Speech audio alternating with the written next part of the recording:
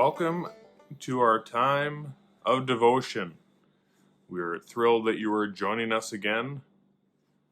And today is Thursday. That means, as far as I can tell, this is the day the Lord has made. We'll rejoice and be glad in it. I hope you are going to be glad today. So we're going through a series of Beatitudes. The word blessed is in the beginning of all of them, and blessed means state of utmost bliss. So we're going to be in Matthew 5 today, in verses 11 and 12. I was pretty excited. I found this black piece of plastic about this big, and it was round, and I threw it, and it went, and it went, and it went, and it went as a disc, and it kept going, and man, it must have gone 300 yards. I think it was a record. All right, I'll read the verse. It says, "Blessed are ye when men shall revile you and persecute you, and shall say all manner of evil against you falsely for my sake. Rejoice and be exceeding glad, for great is your reward in heaven. For so persecuted they the prophets which were before you." So a couple thoughts here. First of all, notice it's men that are doing the criticism.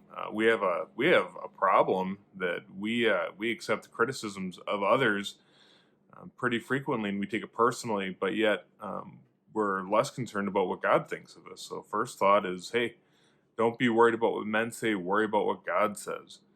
Secondly, the word revile, that actually has the idea of defaming or disparaging or saying things against you, and so men are going to say things against you. And you say, well, I don't know how that's going to make me happy, because the Bible says, blessed are those people when men shall say things and they revile you.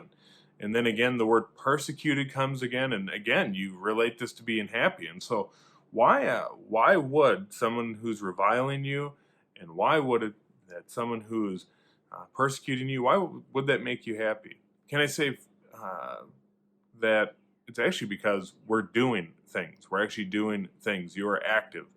The person who sits on their couch and criticizes and never does anything, they're not doing anything. You know who the grumpiest people are? Those who don't do anything. This is why, let's just say, for example, in a restaurant, the chef makes food, but then a restaurant critic comes in and they criticize him.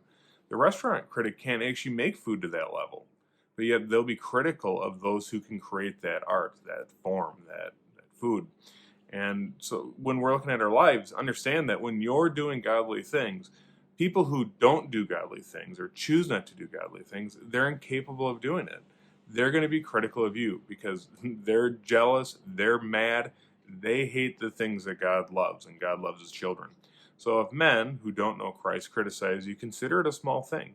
In fact, it should make you happy. It means you're actually doing something. In fact, what does it say? It says in verse 12, "Rejoice and be exceeding glad, for great is your reward in heaven." And why is that?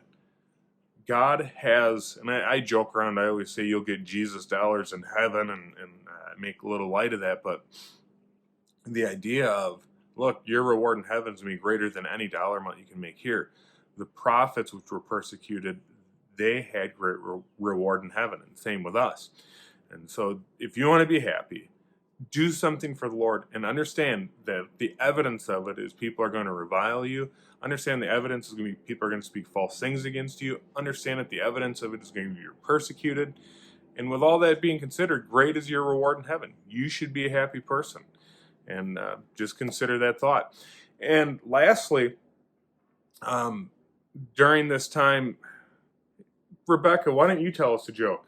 They can hear you.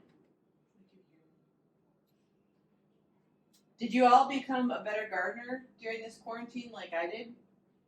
I planted myself on the couch, and I grew and grew. Notice I didn't laugh. I'm not brave enough. All right, till we see you next time. God bless.